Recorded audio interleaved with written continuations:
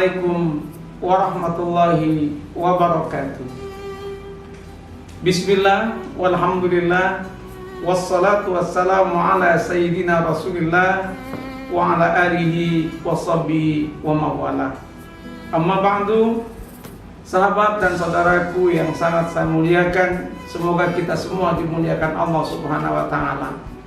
Sangat viral akhir-akhir ini kata-kata bosan dengan corona. Sangat viral akhir-akhir ini kata-kata terserah dengan musibah ini. Ada banyak alasan yang melatar belakangi viralnya kata-kata terserah dan kata-kata bosan. Orang itu bosan, orang itu menggerutu, orang itu gelisah, rata-rata karena orang itu tidak tahu hikmah yang mungkin ada di balik musibah itu. Andaikan manusia meyakini bahwa semua di balik takdir Allah itu ada hikmah yang menguntungkan dirinya, maka setiap orang mungkin berharap adanya ujian dan cobaan dalam hidup ini. Salah satu hikmahnya mungkin begini: ada banyak musibah yang menjadikan orang selamat, dan ada banyak nikmat yang menjadikan orang itu justru tersesat. Atau bukan hanya tersesat, bahkan dia jatuh, dia itu runtuh, dan dia itu hancur.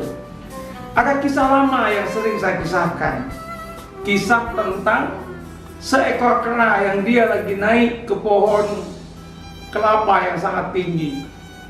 Tiba-tiba ada angin puting beliung datang. Si kera melihat kepada angin puting beliung.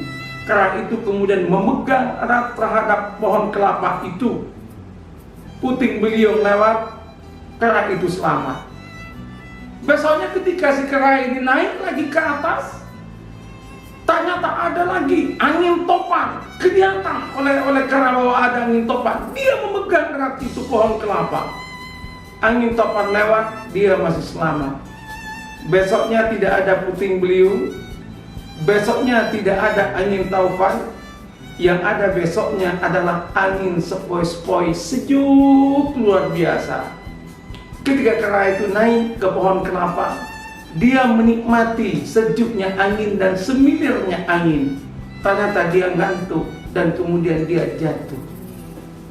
Kisah ini menarik dan saya senang bercerita tentang kisah ini. Betapa banyak orang yang dia itu jatuh ketika dia kebanyakan mendapat nikmat, dan banyak orang yang selamat karena dia itu mendapatkan ujian dan musibah. Hadirin sahabat dan saudaraku, oleh karena itu belajarlah untuk kita itu positif memandang apapun yang Allah timpakan kepada kita. Tugas kita adalah berupaya sebaik mungkin untuk menghindar dan berdoa setulus-tulusnya kepada Allah. Semoga kita diselamatkan. Lebih dari itu bukan domain kita, tapi domain Allah Subhanahu wa taala. Yang salah adalah ketika kita menantang maut, ketika kita menantang corona itu, dan kemudian kita tidak pernah kembali kepada Allah Subhanahu wa taala. Nanti sempatkan buka Al-Quran surat Al-An'am ayat 42. Walaqad arsalna ila umamin min qablika fa'akhadnahum bil ba'sa'i wad-dharra la'annahum yatadarra'un. Allah menyatakan ditimpakan musibah kepada umat sebelummu itu sebagai pelajaran bagi dirimu supaya mereka itu kembali kepada Allah Subhanahu wa taala. Juga buka surat As-Sajdah ayat 21. Walanudhiqannahum minal adabil adna dunal adabil akbar la'allahum yarji'un. Apa artinya? Orang diberi ujian oleh Allah adalah untuk kembali kepada Allah. Ulama mengatakan asyaddun nasi, paling hebatnya manusia ghaflatan, kelalaiannya dalam hidup adalah man la yarja'u ilallahi ta'ala inda dhurri, adalah orang yang tidak pernah kembali kepada Allah ketika dia itu diberikan ujian dan musibah.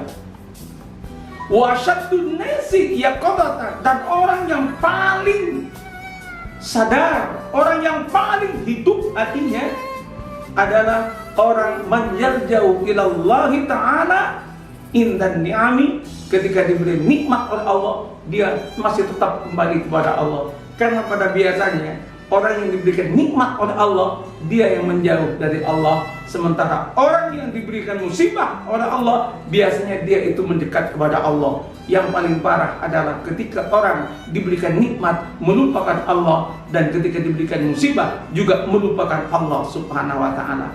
Mari kita kembali kepada Allah. Semoga semua kita diselamatkan oleh Allah. Semoga kita dibahagiakan oleh Allah di dunia ini, di alam barzakh kelak, dan di akhirat kelak. Demikian kajian singkat pada saat ini. Sampai jumpa lain waktu dan kesempatan, insya Allah. Wassalamualaikum warahmatullahi wabarakatuh.